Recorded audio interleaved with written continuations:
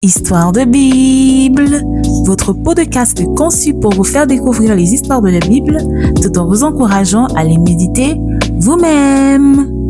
Bienvenue à vous dans ce nouvel épisode d'Histoire de Bible. Je suis Norine, votre hôte, et je vais vous accompagner durant les prochaines minutes dans la découverte d'une nouvelle histoire.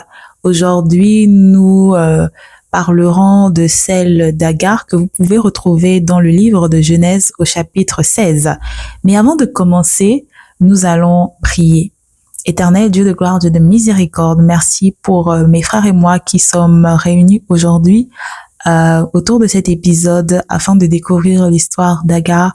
Père, je prie que notre intelligence humaine se taise et que seule ta sagesse divine nous enseigne, nous corrige et nous éclaire sur certaines situations de notre vie que tu aimerais que nous changions ou que tu aimerais que nous ayons plus de foi. Merci pour ta grâce et ta miséricorde. C'est au nom précieux du Seigneur Jésus-Christ que nous avons ainsi prié. Amen. Donc, l'histoire d'Agar, vous pouvez la retrouver dans le livre de Genèse chapitre 16. Pour vous remettre dans le contexte, Abraham a déjà quitté sa famille, sa patrie, parce que l'Éternel lui a demandé et lui a promis une multitude de descendants. Sarai, sa femme certainement impatiente, lui propose de prendre sa servante afin qu'elle puisse avoir des enfants. Et le verset 2 dit, Abraham écouta la voix de Sarai. Abraham va voir Agar et Agar tombe enceinte. Sauf que Agar, en tombant enceinte, son côté humain ressort. Elle a un peu du mépris envers sa patronne, sa maîtresse, et Sarah, hors de gants, Sarai à cette époque, hors d'elle-même, va voir son mari pour lui demander de prendre position parce que c'est quand même elle la maîtresse de maison. C'est pas normal que Agar, simple servante, ose la regarder avec mépris. Abraham, certainement voulant se débarrasser de ces querelles de femmes, donne à Sarah tout pouvoir. Il lui dit tout simplement qu'elle a tous les pouvoirs. Il confirme sa position de maîtresse de maison et qu'elle peut faire ce qu'elle veut d'Agar. Et Sarah, qui avait dit une phrase assez intéressante, que l'Éternel soit juge entre toi et moi, se met à maltraiter Agar. Agar, fatiguée, décide de s'enfuir parce que c'est un être humain après tout. On va pas accepter que les gens nous maltraitent comme ça et rester sans rien dire. Elle décide de s'enfuir dans le désert et elle fait une rencontre intéressante. L'ange de l'Éternel vient la voir. Il lui demande, Agar, où vas-tu? Pourquoi es-tu ici en gros? Et Agar lui explique la situation, que sa maîtresse la maltraite, qu'elle est fatiguée. Et l'ange de l'Éternel lui demande de retourner s'humilier vers sa maîtresse. Mais pas que, il lui promet aussi que son fils, sa descendance sera multiple, qu'elle sera bénie. Agar retourne vers sa maîtresse et elle décide d'appeler l'endroit où elle était Atay El-Roi. Atay El-Roi qui veut tout simplement dire le Dieu qui me voit, le Dieu qui te voit, si on peut le dire ainsi. Et l'ange de l'Éternel avait donné une instruction aussi à Agar de nommer l'enfant qu'elle aurait Ismaël. Et quand elle a accouché, Abraham a nommé l'enfant Ismaël. Donc c'est une histoire très intéressante avec plein de leçons de morale. La première leçon de morale que nous pouvons tirer, c'est du point de vue de Sarah.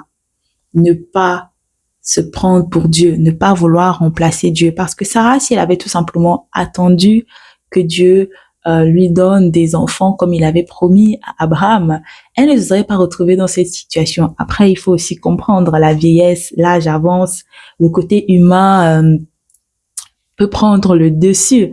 Mais parfois, nous sommes des chrétiens maintenant, nous avons Christ, il faut crucifier notre chair et se dire que non, si Dieu m'a fait une promesse, il est capable de réaliser cette promesse.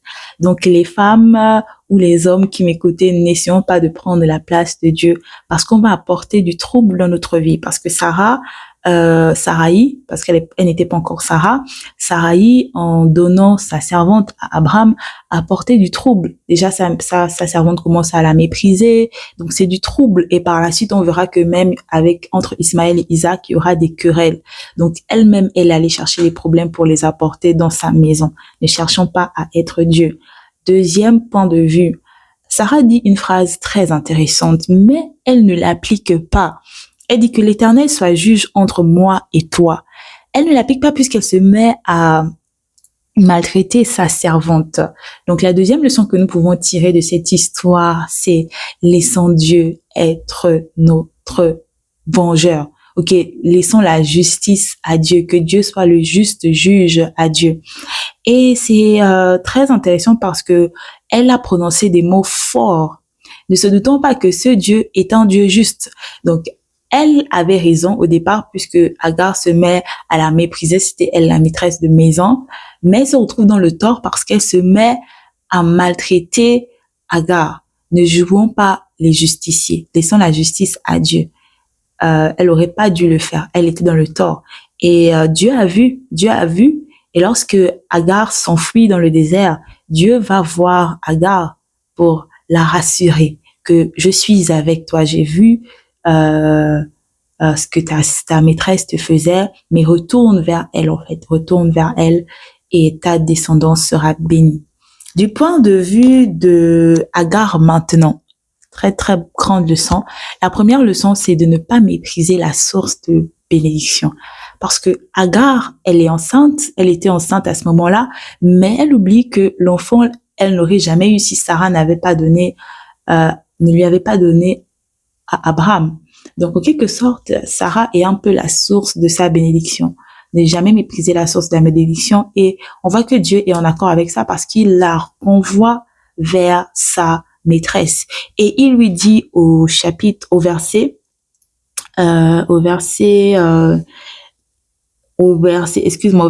9, retourne vers ta maîtresse et humilie-toi sous ta main. Je crois qu'il y a deux notions qui entrent en compte ici. On a premièrement la notion de l'humilité. L'humilité précède la gloire. Et la deuxième notion, c'est la notion de l'honneur. Parce que quand Agar quitte sa maison quand Agar quitte la maison de sa maîtresse, dans le conflit.